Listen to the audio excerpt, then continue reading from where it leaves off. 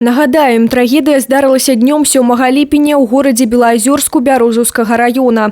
Жыхар Белаазёрска нецвярозым, у яго крыві было 1,59 прамілі алкаголю. Сеў за руль аўтамабіля «Мерседес». У гэты момант у салоне, абсталяваным 4 пасадкавымі месцамі, знаходзіліся яшчэ 9 чалавек. Ніхто з іх не быў прышпілены рэмянём бяспекі. Устаноўлена, што па гравійнай дарозе машына ехала з хуткасцю 90 км у гадзіну.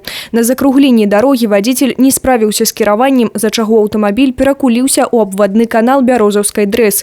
5 чалавек змаглі выбрацца з тонучай машыны, яшчэ 5 загінулі. 21гадовы хлопец, 33гадовая жанчына, 9гадовы хлопчык і дзяўчынкі 4 і 9 гадоў.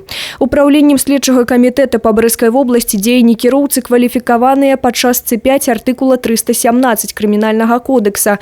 Парушэнне правілаў дарожнага руху п'яным кіроўцам, што пацягнула па неасцярожнасці смерць 2 і больш чалавек. Санкцыя артыкула прадугледжвае ад 4 да 10 гадоў пазбаўлення волі.